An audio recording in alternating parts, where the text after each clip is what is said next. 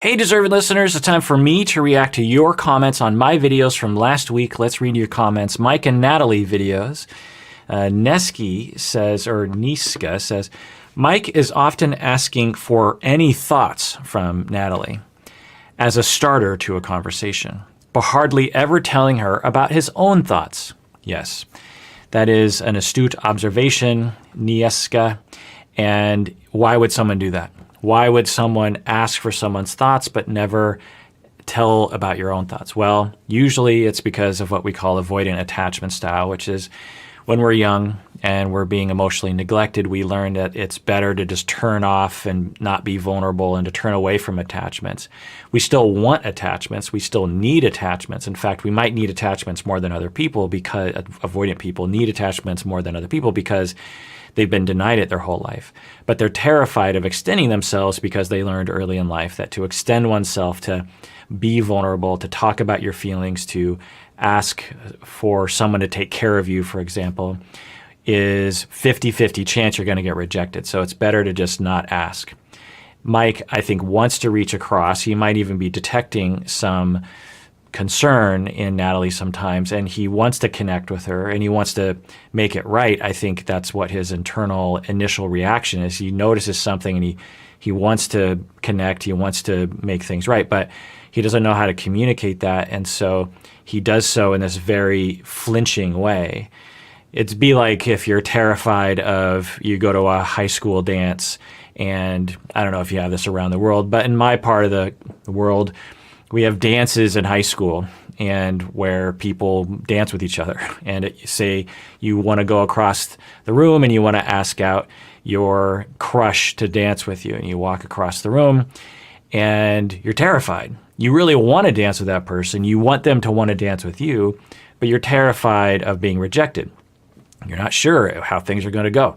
So you go across the room and you're like, so, hey, if you're not busy, would you like to dance with me?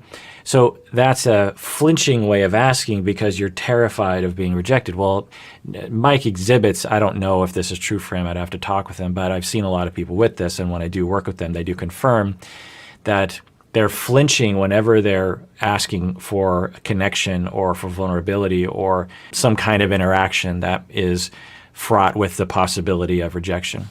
And so instead of him saying himself, hey, how you doing? Or, hey, let's talk about both of our thoughts. Or, hey, I don't know if I love you. Do you love me? Instead, he's always asking her about her thoughts because it's so much safer that way. All right, so Arun says, at first, I was more on Mike's side, but he is really grating on my nerves. It's obvious he has checked out. He needs to be honest and stop with all this vagueness and passive aggressiveness. Just tell her that it's over. She deserves that. Yeah, it's possible. It's a perfectly viable hypothesis that I have had on the list as well, that he has decided long ago. I would take a guess if this were true that when she landed in the United States and there was a lot of tension between the two of them, that at some point he just said, I'm done. I don't want to do this anymore. But he's on the show, or he doesn't know how to break up, or he doesn't know how to talk about it, or he's still holding out for the possibility that it might work out. And so he is 99% checked out, but doesn't know how to say it. And yeah, just tell her if that's true, then yeah, I guess we would say, you know what, you probably should just tell her it's over. And other people do deserve that. Having said that, it's pretty normal for people to wait a little bit of time. I've worked with people in my practice where it might take them 5 years of almost every single therapy session. Every week we are talking about whether or not they want to stay in their marriage or not. And somewhere along the lines, they start saying, I don't want to be in this marriage. And then that starts the clock for another few years of therapy where they have to clarify that decision and make sure that that's really what they want. It takes a long time. If you've ever broken up with someone, I'm guessing that you didn't wake up one day and have an inkling of breaking up and then break up with that person. Usually the feeling builds, you're ambivalent about it, you're like, well, maybe things will work out. Who knows what's going on inside of Mike's head. But I wouldn't be surprised, I suppose, if he checked out. But I think that there's a pretty good possibility that he hasn't completely checked out and that he is hoping that she will bridge the gap. He's waiting for her. Again, this is just an hypothesis. He's waiting for her to bridge the gap. He's waiting for her to show vulnerability and love and maybe other things that he's looking for in a partner, but he doesn't want to ask because, again, my hypothesis is that he's terrified of extending himself and being vulnerable because he's worried about being rejected, and that's his style of approaching relationships. Who knows? But Arun, I want to point out a word that often is used in the internet in a slang sort of way, which is the term passive aggressiveness. I think, Arun, what you're actually meaning is the word passive. And I think it's important to actually delineate between the two, because both passive and passivity and passive aggressivity are both important concepts that we all need to understand, because if we're interested in relationships and behavior and our own motivations, we need to know the difference between passivity and passive aggressivity. So passivity is what I would characterize what Mike is doing. He's afraid of being, real. He's afraid of being authentic. He's afraid of, at least we don't know what's going on inside of him, but I wouldn't be surprised if he confirmed that that's why he's doing that he doesn't want to hurt her feelings. He doesn't want to extend himself. He doesn't want to cause a problem. And so he's passive. He's not forward. He's not, the opposite of passive is active. That's what we're using. That's the term we're using. Is there's passive and then there's active. And active is when you are proactive. You say things, you do things. Now, it might not be healthy to do that. You can certainly be active in a unhealthy way. You could be mean. Mike could fly off the handle. He could be insulting. He could reveal his inner anger and his judgment of her and criticism of her or something. So it's not that being active or passive is negative or positive, but if you're always passive and never active, then you deny yourself the opportunity to have real interactions with other people and to let your needs known. Mike has almost never, even in the beginning when things were going well between the two of them last season, Mike wasn't very active in the relationship. In terms of his emotions, in terms of his hopes and dreams, in terms of how he was reacting to things, he was very reactive and or passive. Okay, so that's passive. Passive aggressive, you could make an argument that Mike is being passive aggressive as well. But let's define passive aggressive. Passive in this sense is another word for hidden, and aggressive is another word for hostility. So whenever you think passive aggressive, think hidden hostility. So it begins with hostility. Hostility is when we are angry at someone and we're trying to hurt them, we're trying to get back at them, we're trying to put them down, we're hostile, we're angry, and we want to be we're angry at someone and we want to put the other person down, we want to stop the other person, we want to fight with the other person, we want the other person to admit that they're wrong, we want to tell them off. That's the hostility, okay? We're angry. Hidden hostility or passive aggressiveness is when we don't have the ability to be actively hostile. We don't have the ability to be overtly hostile. So we have to suppress our hostility. It's there, but it has to come out in some other way through hidden means, through around the bush. So let's just think of Mike and Natalie. How could Mike be passive aggressive? Well, let's say Mike has a lot of hurt about the ring being tossed back in the bag last season, and he's very hurt by that. He transforms that hurt into anger, and then that anger into hostility, which wouldn't be unusual. He has a lot of hostility about that. But given the way he was raised or whatever, he doesn't feel safe or doesn't trust himself or has a lot of shame or something about being actively hostile. So instead, let's say he has hidden hostility that might not even be detected by the recipient of the hostility. That's the important thing about passive aggressiveness, is often when you are the target of passive aggressiveness, you might not even really register it consciously. You'll probably register it unconsciously. I've treated a lot of passive aggressive people. I know a lot of people who suffer from passive aggressive personality disorder. Listen to my whole deep dive on that, by the way. You have to be a patron of the podcast. It's actually a pretty common disorder that people almost never talk about. And when you're interacting with those people, you can actually feel quite hurt and afraid, but you won't exactly know why, because the passivity is so passive and so hidden that you don't even register it consciously. The person might actually be very nice to you on the surface, and everyone from the outside would view that other person as being very nice, but you are terrified. You're like, what's happening here? There's a sense of terror because there's subtle messages being thrown across to you that the other person is actually hostile, even though their face is being and their overt behavior is being very nice to you. Okay. So if you detect quote-unquote passive aggressiveness, then by definition, it probably isn't very passive. It's just maybe, shall we say, snarky hostility or annoying hostility. And that's often the way it's portrayed in the media. People say, that person's so passive aggressive. Usually what they're, in sort of clinical language, what they're talking about is annoying aggressiveness or annoying hostility or sort of weakly communicated hostility, but it's clearly hostile. Like a common example is someone says something like, "Oh, I love your outfit. It's so like 2 years ago." Okay. So that is a passive, people would label, "Oh, it's so passive aggressive." But really, is it that passive? Is it really that hidden? It's pretty clearly hostile, right? It's just a mixed message. They're starting off with a compliment, but they reveal that they're actually hostile with you. And you'll notice it. You'll be like, "Oh, I feel insulted. Oh, I get it. That person's insulting me." And they're hiding a insult within a frame of a compliment. Or another passive, what people will call passive aggressive, is a statement like, "I don't care what anyone says about you. I like you anyway. I know everyone else hates you, but I like you." That would be called a passive aggressive statement. You could frame it that way, but it's not very hidden to me.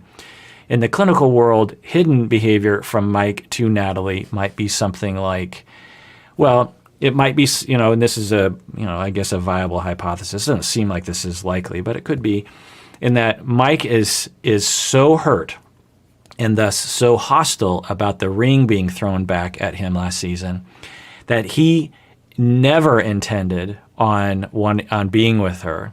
And the whole time he has been in a hidden hostile manner, dragging her out to the United States, subtly treating her badly while acting like everything is fine, not buying a shelf, a set of shelves for her, not setting a date for the wedding.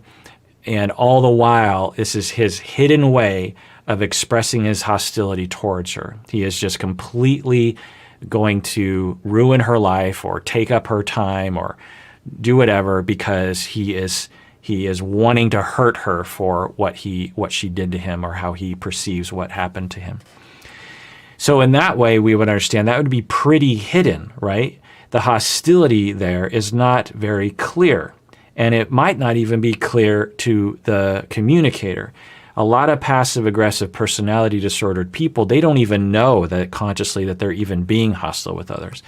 So anyway, feel free to use the term passive-aggressive however you want in the non-clinical communication space, but just understand that clinically speaking, I think what you're talking about is passive. And I guess that's my recommendation, is add 2 words to your vocabulary, people. One word is passivity, which is a perfectly good word to use. And probably you've been taught by society and the internet or TV shows that passive-aggressive is more better of a term than the word passive. The passive is a perfectly good word for a lot of situations.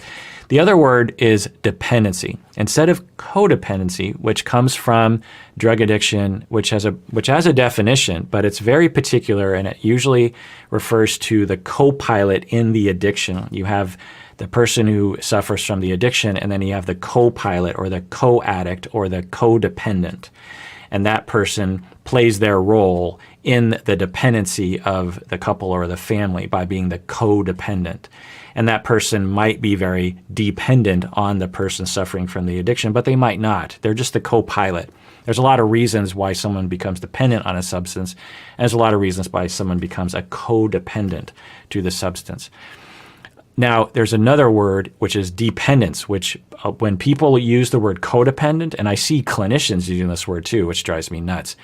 We have a word for that. It's called dependent. Just use the word dependent. I think people think codependent, it sounds like, well, you're dependent on someone else. It's like it has this connotation of being dependent. Like if you said dependent, they're like, well, but that doesn't sound as good. Codependent, that means you're dependent on someone else. No, that's what dependency means.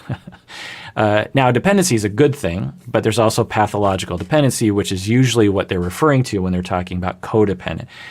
Just say the word dependent, particularly if you're a clinician out there, because codependent is not in the DSM. Dependent is in the DSM. Codependent is not in the clinical literature as defined by society. The word dependent is used in the clinical literature, and it has been for literally 100 years, so we don't really need to change that. All right. Severine says, no, don't stop with the Seattle tourism. We laugh with love. Oh, yeah, Severine, that's nice of you. Right. So in that, I was talking about how I need to shut up about Seattle tourism talk because you don't come here for that. But okay, maybe occasionally. Mike and Natalie, we're about to finish up with them. I'm guessing, I don't know how many episodes are left, but I guess I have a few more episodes left where I can talk about Seattle tourism stuff. Fikpa says that working on it thing, Mike and Natalie, when, Mike will say, oh, we're working on it. That working on it thing has been bothering me for a few episodes now because, like you said, what does that even mean? Yeah, I agree. Well, what it means when Mike says that, I believe, is it's his best way of expressing what is a very complicated set of feelings and needs and thoughts that are going on underneath. But he doesn't know how to express it, and so it gets edited and edited and edited, and then it gets, it's like he starts off with a big piece of paper and he's trying to cut a circle, and he keeps cutting further and further and further in until he just has this tiny little statement, which is we're working on it. But there's a vast sea of an ocean of emotion, if you will, that's going on underneath that he, I'm guessing, is afraid to communicate because he's worried that people won't hear him. The Yupo says, she is sensitive. Natalie is sensitive with criticism because in the last episode, the Yupo says, Natalie is sensitive with criticism, but in the last episode, she called him low IQ and low class. I'm very confused here. Yeah. So I think you're rhetorically stating that, but the possibility, and I don't know about Natalie precisely, but there's a lot of people who, when they are criticized a lot, or when they witness criticism going on between their parents, they internalize that and they become critical themselves. They become critical of the self internally, and they become critical about other people. There's a lot of different theoretical models for explaining this. I personally use object relations and psychodynamic language of personality and internalization of relationships, which I like. But there are other ways of analyzing this. There's internal family systems. There's working models and attachment theory. But anyway, so when we have that sort of criticism happening to us, we internalize that and we become critical ourselves. And again, I could go through all the lingo, but that's the gist of it. We have a self-critical voice, and we have a critical inner compulsion towards other people. It didn't start with, we weren't born critical. We saw criticism and we became critical. And it'll become a knee-jerk reaction. It'll become just a part of our personality. But we're both critical of others, but we're also very sensitive to criticism because we are criticized a lot as a child. And so not only are we extremely reactive to even slight criticism from other people, but we're also very critical of other people. And some of you are like this. A pretty good percentage of the population has trauma around criticism or relational trauma around criticism. And you will be like this. Depending on the level of awareness you have, you will either notice, at the lowest level of awareness, you won't know anything. You'll just be living your life and wondering why everyone else is so weird. The second level of awareness, you'll notice that you're kind of sensitive to criticism, but you're not exactly sure why. And you might even be ashamed of it. You might be like, man, I'm really sensitive to criticism. The third stage, the highest stage of awareness is, yeah, I'm very sensitive to criticism because of the way I was criticized as a child, but I'm also very critical of other people, which really is a shameful thing because I hate it when people criticized me when I was a child. I hate being criticized as an adult. and I'm critical of other people, and I'm not really aware of it, because I'm not really aware of the tone that I have when I come across other people. I'm not aware of the word choice I have. And so those are the different levels. Now, Natalie might be one of these people. It's hard to know. But we do see that some evidence along those lines where she is critical and she's very sensitive to criticism, where, when she talks about respect and these kinds of things. So we don't know anything about her childhood, but, it's possible that she has that very common relational trauma that is playing itself out. Who knows? So Jess says, Mike should just tell her straight up, Natalie, we are not getting married this trip. I'm not ready yet. Let's use this time to see what it's like to live together. I bet if the expectation is gone, it would help her too. Yeah, Jess, I like this. You're putting it out there in terms, you see me do this all the time. I'm just like, what am I looking for? And Jess, what you're looking for is, hey, Natalie, we're not getting married on this trip. I'm not ready yet. Let's use this time to see what it's like to live together. Yeah, I agree. If it looks like the two of them are struggling, then yeah, why not just do that for sure? And Jess, your hypothesis of if he did that, you're saying, I bet the expectation would be gone would help the two of them. Yeah, I think so too. The pressure that the marriage, 90-day fiance thing puts on them is probably not helping. 2Bit says, I don't want to talk to anyone else about our relationship. So when Mike was not wanting to go to therapy, I don't want to talk to anyone else about our relationship. And this comes from a man whose relationship is imploding on national television. Yeah, right. Danielle says, I really wish that Mike's fear or disgust around therapy was a tiny niche stance, but unfortunately it is how a number of my guy friends are. Yeah, Danielle, it's true.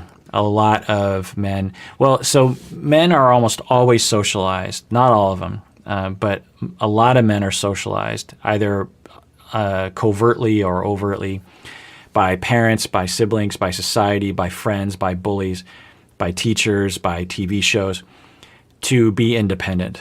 Men, and I can attest to this, that I have all the classic signs of being a man that I've had to slowly realize is not helpful.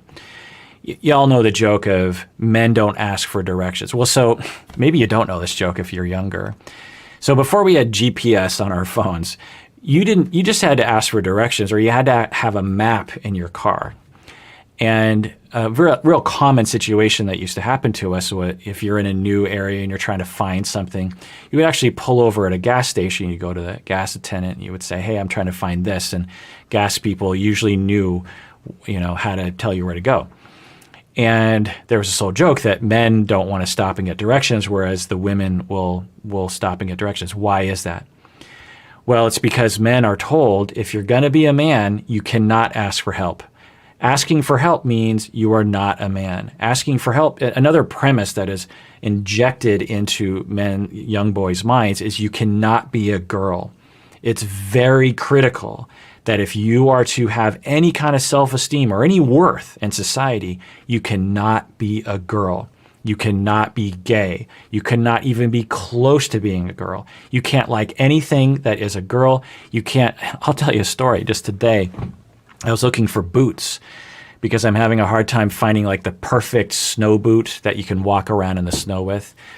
And I'm very particular about certain things. And so I'm looking online. I'm trying to find, because what I'm looking, so there's the regular just big old rubber boot, right? But I don't like those because they get stuck on my foot and I can't take them off.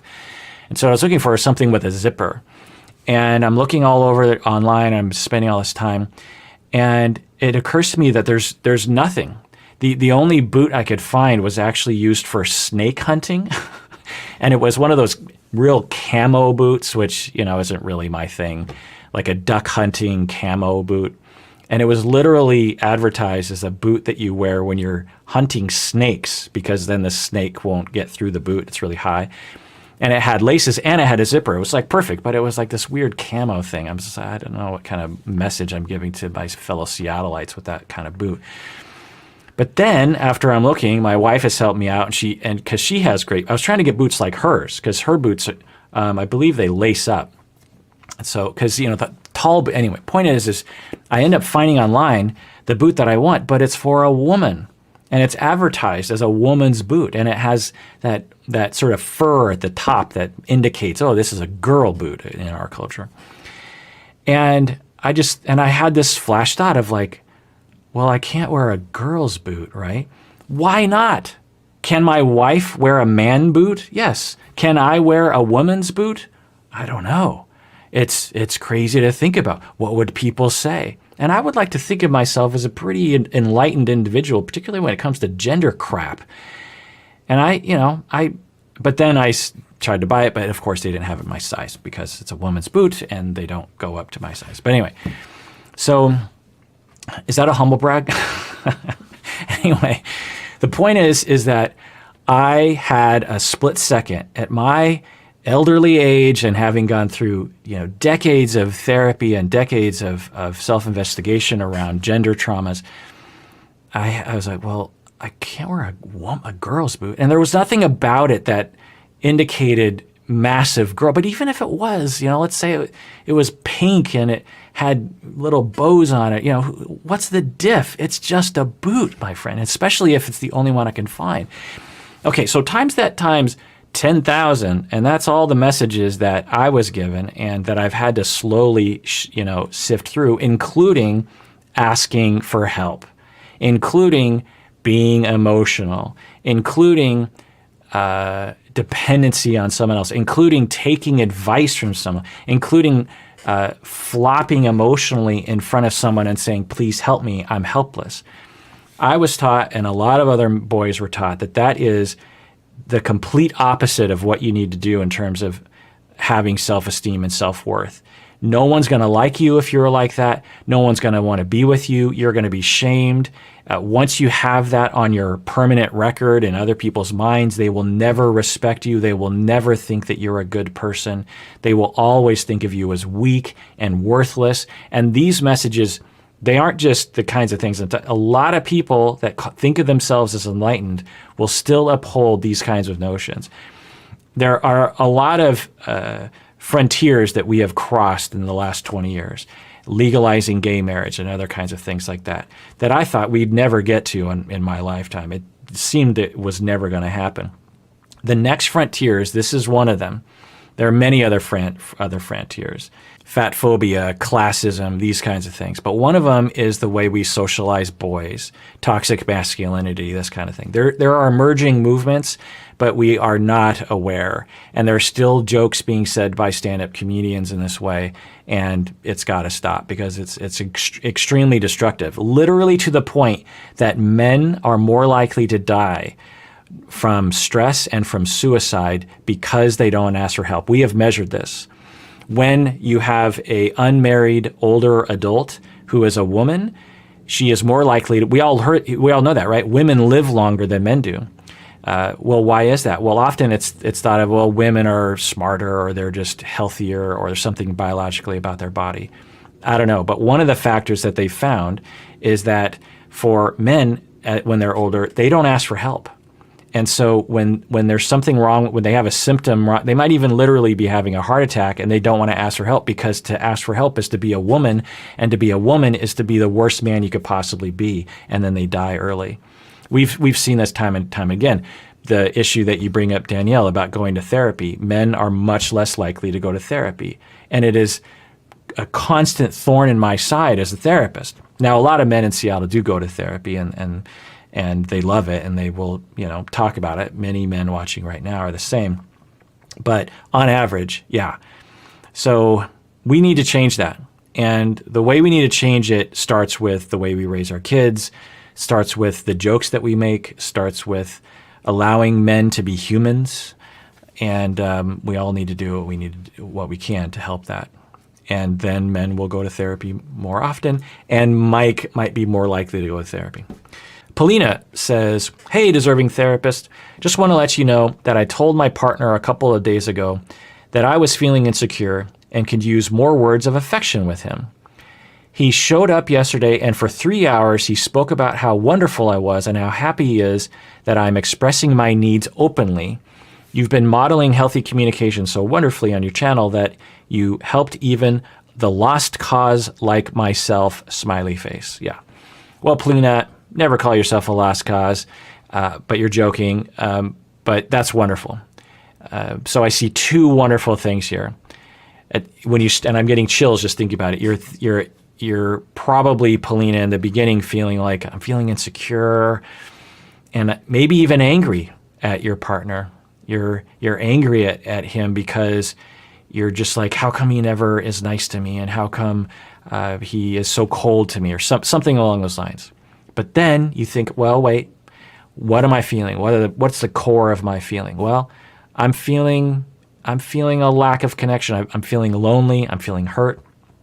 And so you told him, I'm feeling insecure, and I could use more words of affection from you. So instead of being accusational, again, I'm getting chills just thinking about it for you, Polina. Instead of being hostile, instead of converting that hurt and anger and then a hostility, you started from that fundamental level. And then he showed up yesterday, and for 3 hours, he spoke about how wonderful you were and how happy he is that you are expressing your needs. That's another part of this, is that he probably was waiting for you to open up in this way. And then now he is capitalizing on that. So Polina and your partner, you both get a massive 2 thumbs up from me. All right, Jovi and Yara videos. Janice says, it is wild to me that the dad felt it was okay to comment on the clothes she wears in pictures where she was on vacation. Meanwhile, she's sitting there in a turtleneck, laugh out loud. She obviously knows what clothes are appropriate to wear depending on the situation. And even if she didn't, it is not his place to say something. Yes, agreed. Sam, if any of my friends joked about my partner like that, I would consider not being friends with them. Yeah, I've seen this sort of behavior among guy friends, and over the years, I've probably participated in some of it, but usually I try to steer conversations away from. There's something about machoism among men where they feel like they have to joke in that way. I don't know. Or it's a way for them to express, like let's say one of Jovi's friends is actually legitimately concerned for Jovi. And it's like, look, I don't know Yara, but I'm just worried about you. I don't know if I just have prejudice about people from that part of the world, or I'm racist, or whatever, but I'm really worried about you. I'm worried that you're jumping into this really quickly. I know that your life has been really chaotic in the past, and it just seems like all of a sudden, boom, now you're ready for marriage, and I'm just worried about you, pal. That's a more vulnerable thing to say, right? And again, you could look more like a woman if you do that, and thus men will shut that down inside to themselves. And so they say, well, I have to communicate this somehow. Well, what do? Well, I do through this aggressiveness, through this aggressive joking and hurtful joking, because that's less vulnerable and it's more manly to do. Drives me nuts. Lulu, I remember during my pregnancy, my emotions were so amplified, it was really eager to trigger me. Yeah. So it's very possible that her moods are affected for sure. Zane says, this hits close to home. After getting pregnant with baby number 2, I realized I wanted to move closer to my parents. From the beginning, my husband kept insinuating we would move, but kept moving the goalposts. It just came to a head because he finally flat out said he would never move there. Yeah, I get that. And, with Jovi and Yara, and with a lot of couples, as I talk about, I really wish that they would talk more explicitly and really dig down deep as individuals as to what the rest of their life is going to look like, particularly with kids. When you have kids, you will probably have a compulsion to live near your family members who you love and who you might depend on, especially grandparents, because, your parents often want to be with the grandkids and will be excellent babysitters. A lot of families that I know who have the grandparents living nearby, it is invaluable, not only a service of babysitting, but also a relationship. Some of you might have very close relationships with your grandparents. That is invaluable. And when you don't live in the same town, That is almost impossible to facilitate. So it's very important that people think about this. And as we become more mobile and people become more, I don't know, free, which is great. There's pros to that, right? There's benefits. But there's a con in that people don't naturally think, okay, after I get married, after I have kids, where am I really going to want to live? And are we on the same page on that? Because if we're not, we should probably just make this a dating thing and not a marriage thing. And if I need to get married and have kids because of my timeline for my life, then maybe this relationship needs to end. And that is a difficult thing to think about. But the alternative is, imagine you're like Zane and you have 2 children, and all you want to do now, every day you wake up and you're like, I wish I lived in my home country with my parents. And every day I lament and I'm sad and I'm angry at my spouse. Your spouse, you say that he kept insinuating that you might move. That's not a good idea. But maybe he was kind of on the fence. And when he really thought about it, when you really started to push, he said, actually, no, I don't want to. What do you do in a situation like that? One person wants to move, one person doesn't. There's no way to work that out, really. One person is definitely going to lose in a big way. And you're not just deciding between pizza and spaghetti. You're deciding for the rest of your life. It's a big thing, particularly Zane. I didn't read the whole comment, but Zane was talking about actually going back to Zane's home country. And that's a big deal to live in another country, obviously.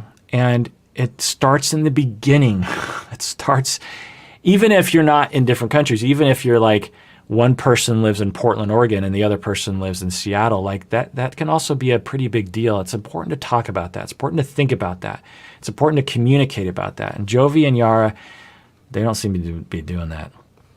For Yara, of course she wants to go back to be close to her family. Of course she doesn't care necessarily about living in the United States, particularly after coming there and realizing it wasn't like it was in her mind. And of course, Jovi wants to live in his hometown that his family has lived in for generations, that his friends are there and his family is there. Of course, the 2 of them want that. But why are they engaging in a relationship and having children together without establishing that agreement up front? Maybe in the end they decide, you know what, we're so in love that we have to work this out somehow. Well, what do we do? Who wins here? You want to go, you don't want to go. I really don't want to go. Do you really not want to live in the United States? You have a negotiation there. So they don't seem to be having that. What we see is that Jovi is like, well, she'll come around, which is not a good attitude to have. And Zane, your husband, might have had it. And that's a sexist attitude as well, of like, well, if push comes to shove, I'm the man and I will be able to get my needs because that's just how things work. The man always, I have my job, and so thus I get what I want. And yeah, it's not a good attitude. Emily says, I will watch and listen to your videos while I'm cleaning or cooking. Very much like your cat, my 9-month-old will chime in sometimes. She will point her finger at the video and spout something very insightful. That is a wonderful visual, Emily. Thanks for sharing. All right, let's go on to Stephanie and Ryan comments. Elle says, Stephanie is trying to recreate the emotional roller coaster she grew up with her dad. Interesting, Elle. That's I thought that too. I mean, we don't know. She talked in the beginning of the season about her father suffering from bipolar. She didn't really say much beyond that. She said she was mistreated at the very least, but that's a worthy hypothesis that she would recreate that. Now, why would someone do that? Well, according to object relations and psychodynamic ideas, is that we recreate past relational traumas in the present because we're trying to recreate comfortability. We're trying to also have something work out in a different way this time. We're unconsciously recreating it and unconsciously hoping that it will go differently this time. But often when we recreate it so precisely, it goes the direction that it did in the past, which is bad for us. So that's a possible reason. Alaya says, imagine someone being mad at you about something you will do in the future. Like what? Right. So Stephanie is angry at Ryan for some psychic's assumptions about what he will do in the future. Jamila says, this is like me dreaming that my husband cheated on me. I wake up and I look at him sleeping next to me and I say, how dare you cheat on me in my dreams? Right. Now, that's a actual common condition that you'll have is you have a dream about someone in your life and then you look at him differently for a while because the subconscious doesn't know the difference between dreaming and reality in general. Wendy says, I would assume the whole point of dating someone older is to not have a bunch of drama. Stephanie is like dating a 20-year-old with self-esteem issues. Yeah, well, so Wendy, I'm guessing you're a younger person because as an older person, dating someone that is older is not necessarily going to not have drama. So I don't know where you got that impression. It's not like I think she's around 50. It's not like 50-year-old people when they date don't have drama. They have drama. Maybe a little less, but I wouldn't assume that at all, as evidenced by the TV show. I mean, think about all the people on this show. There's plenty of people who one would consider older, like in my age bracket, and there's relational traumas don't just go away as you get older. You have to heal. You have to go to therapy. Brandon and Julia, even though there were no episodes this week because we didn't get to check in with them last episode, maybe we will tonight, but some people emailed me and you can use actually there's a whole bunch of new links we've been putting in the videos. So you can click a lot of things below. There's the Facebook fan page, there's the official Facebook page, there's Instagram, there's our Twitter, I believe. There's our Patreon, obviously. There's merch down there. There's our Discord, and there is our Reddit. We have a brand new subreddit. So if anything those things interest you, click below and join those communities. We actually have an employee now who spends a lot of time, communicating with people on those platforms and getting things going. Sometimes Colin will ask a question and get a bunch of responses, and then I'll do an episode on it or something. And the community is just such a. I'm just so happy that the community of Psychology in Seattle listeners support each other. Some of them have really helped each other out in life, and so it goes from having fun to being very close, becoming friends, this kind of thing. So if you're interested, do that. But anonymous listener wrote in and said, in your Brandon and Julia videos, you discuss push-pull behavior with the mom. I would love for you to speak on this behavior, but more generally. For example, my mom would sometimes want to be really close and want me to tell her everything, but in the same vein could sometimes dismiss my feelings or even use the things I told her in confidence against me at a later time if she felt threatened by something I said. So it becomes this let's be close and then a harsh wall or my feelings and security being used as a weapon. Other than emotional immaturity, what kinds of traumas can cause this? Yeah, it's a good question, anonymous listener. There's a lot of we've heard nothing about the mother's background. There seems to be a possible sexual angle to her mistreatment growing up, given her focus on sexuality or maybe pregnancy. Maybe there was a pregnancy trauma that she had growing up, or who knows, or even a STI trauma that she had growing up. But it's hard to know. But yeah, let's sort of review what the mom, Betty, presents on the show. We don't know because we only see what's on the TV show, but she seems to exhibit at least some yellow flags for what you're calling push-pull behavior, which if I was to characterize in terms of what we saw the mom being very critical and controlling, or at least somewhat controlling. And then when things are going wrong, she switches to this other mode where she's very sad and she's crying and she's like, I can't believe you're doing this to me, and giving a lot of guilt trips and this kind of thing. And why would someone do that? Why would someone shift from a lot of tenderness and vulnerability to then also being hostile and critical? Why would someone do that? Well, it doesn't take a genius to think about different ways one might be raised that would create a situation where you would be like that. Emotional immaturity is one. And when you're mistreated, you tend to regress much quicker. I don't know if I talk a lot about regression, but it is an idea that goes back to Freud, and it's a good one. And it's just a model of thinking about things, and it seems to work out pretty conceptually coherently in that when we're stressed out by something and there's some kind of incursion on our security, on our psyches, we will regress, meaning we will go back to an earlier state of mind. We might even have touchstone personalities of our younger self that seem to emerge under certain conditions. And let's just take Betty, for example, the mom. I don't know, just hypothesizing, but let's say that when she was 5 years old, she was mistreated in some way, either abused, I wouldn't be surprised, honestly, some kind of angry parent, maybe neglected, who knows, but some kind of mistreatment that was going on when she was 5. And so she has this arrested development around a pretty strong, hurt 5-year-old inside of her. For y'all, we always use the show as a jumping off point. Think for yourself about when you're at your deepest, most distraught. You are the most hurt, you're the most angry, you're the most sad, you have lots of tears or lots of fear.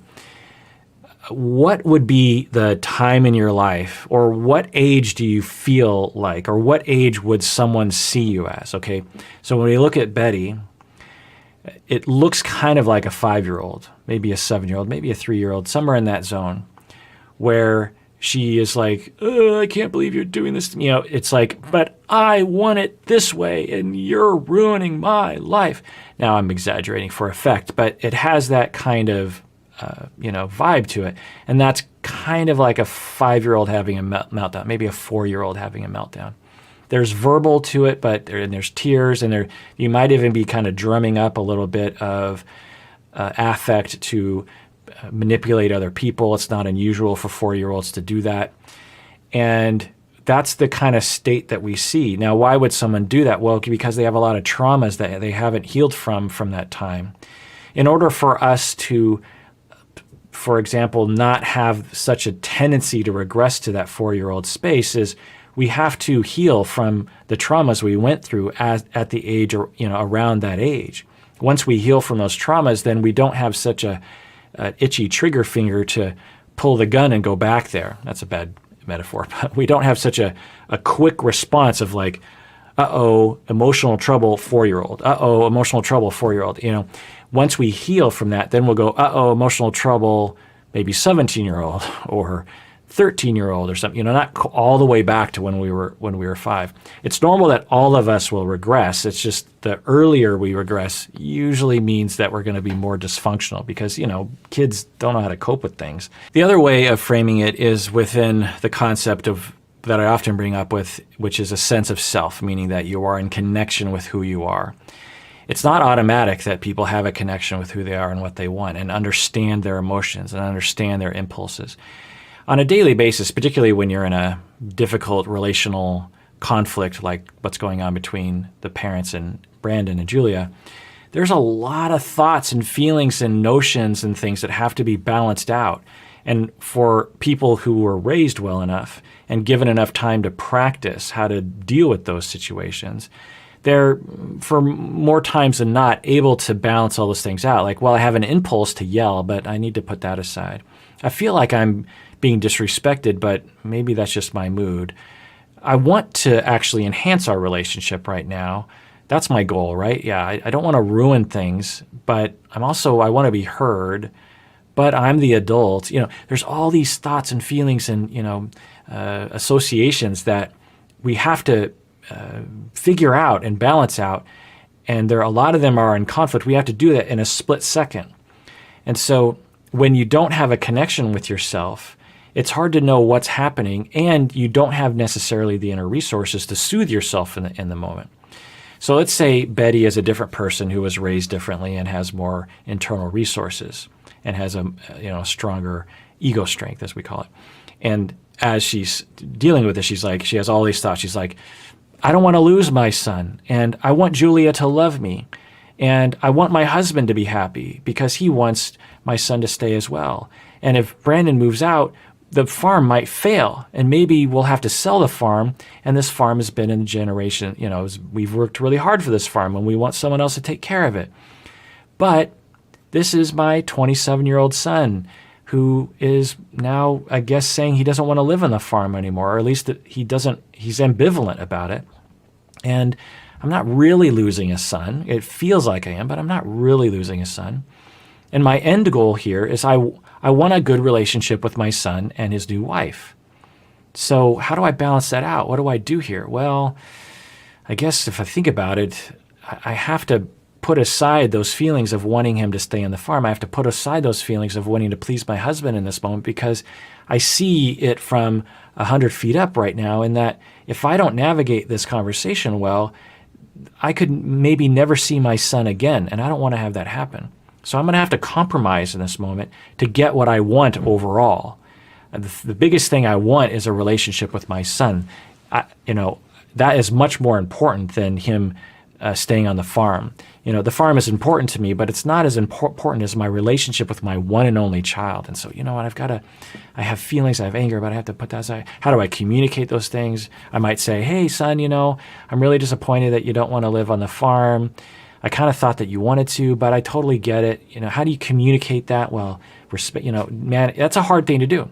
And if you were raised in a way that you weren't allowed to ask yourself who you are and what you want and how you feel, and practice soothing the self, having someone soothe you, getting trust in other people, that might be another condition that she might suffer from, is she might have a working model of other people that she can't trust other people, and she has to control them in order to get them to comply with what she needs in terms of getting her attachment needs met. She might actually not believe, given her traumas growing up, relational traumas, that to allow him to do what he wants and to allow Julia to have influence over his life, she might believe, based on her experience, that will automatically result in disaster and loss in her life. And so she reacts very strongly to that, because she feels like she's justified in the way she acts. Anyway, I can go on and on. But Sharon also emailed in about Brandon and Julia. I just watched the newest upload of Julia and Brandon. It's blowing my mind because this is the experience I had with my ex-husband. It gives me so much validation to hear your comments, as it took me almost 10 years to break free of what felt like an emotionally abusive relationship with his entire family.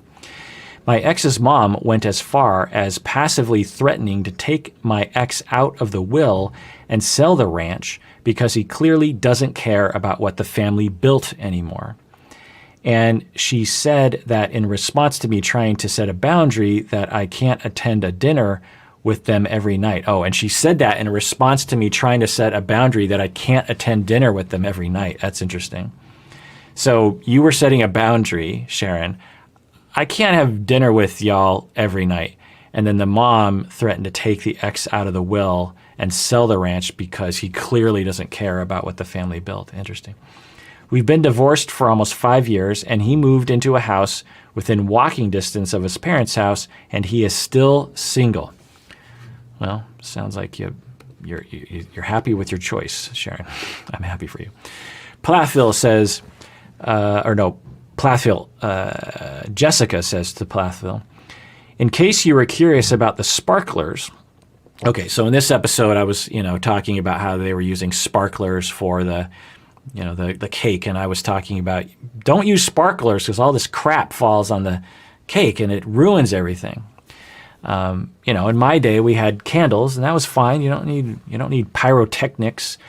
Everything has to be bigger and better. But anyway, Jessica says, in case you were curious about the sparklers, there are actually food grade sparklers, which are actually totally safe to have on desserts. Okay, interesting. Food grade sparklers do not emit ash, unlike their counterparts from a fireworks store. Okay, so I didn't know that. I guess that's good.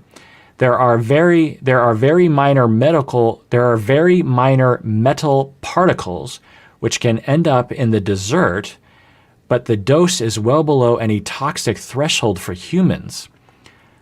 Okay. So they're food grade sparklers that are made for food, and they're better than fireworks, but I don't think I want very minor metal particles which end up on my dessert. I don't think it's worth it. So Jessica, I appreciate the knowledge, but again, there are perfectly good festive things that you can use. Plus, you can't blow out sparklers. You just have to wait, you know. And there's always this kind of, is this going to start a fire? Just, you know, just have a little candle. You blow out the candle. Yeah, that's, you know. But that's just me. You know, everyone's free to ingest as much minor metal particles as they want. All right, well, that does it for that episode. Keep commenting, and everyone out there, please take care of yourself and take care of others, because we all deserve it. We really, really do.